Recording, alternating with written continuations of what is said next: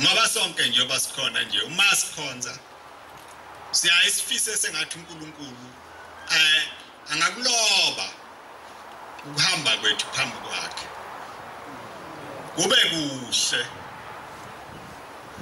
kube nezithelo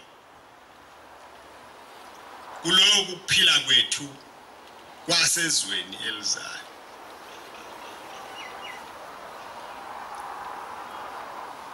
Manje ke singenza kanjani? Abantu babohlala belindile bonke uma bekhona phakathi kwendawo uluzwe nolimi abantu abalikhulumayo. Uma uluzwa ukuthi lolu limi alusilo ulimi lwalapha ekhaya usheshe wehlukane nabo uma ungena kubakhokhela. Abantu abaningi balahlekile, balahle ukwethemba abanye abantu ukukholwa kwabo abaziphathele kona, baphathelwe osibanibani nosibanibani,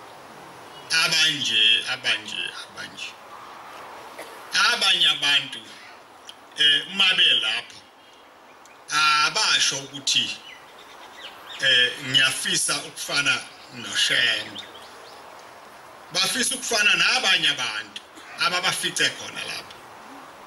Ababazi laba bantu ukuthi ngaphakathi enhliziyweni zabo kukhonani. Babona nje amabala angaphandle.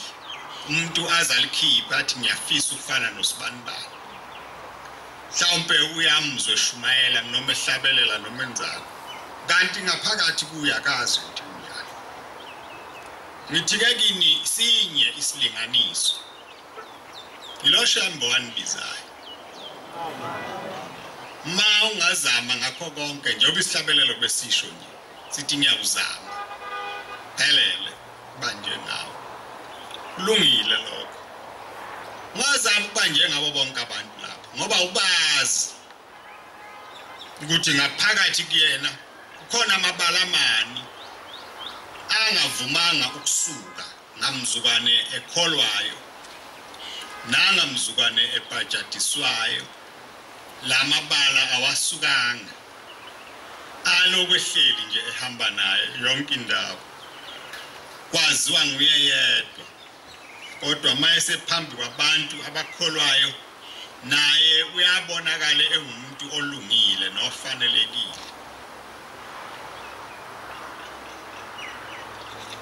Ningahambi indlela kaNkulunkulu ngokobungani kuba njengoba nilapha nje nimenywe ngabangani benu.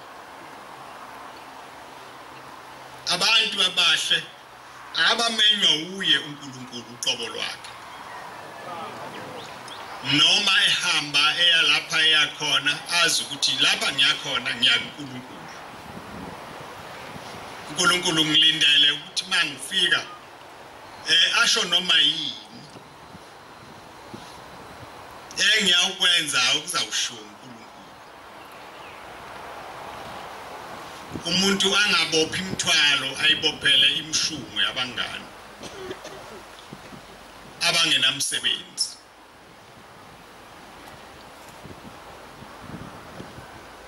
Ukuhamba kwethu kuhle uma umuntu ekubuka, kodwa kuhle kakhulu uma kubonwa uNkulunkulu. Kuhle kakhulu uma kubonwa uNkulunkulu ngoba akekho phakathi kwethu onesibusiso. Isibusiso sinye sawuqhamuka kuNkulunkulu. Uthi ngiyabonga abantu abami hlangano ebenimhlangene bewufanelekile bekuyiwo.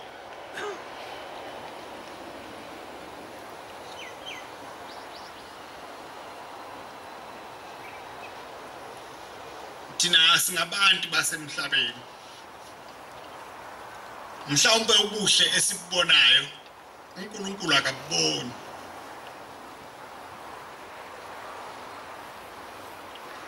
Mhlawumbe ngokwami niphelele aniswele lutho. Nifanele na ukungena ezulwini.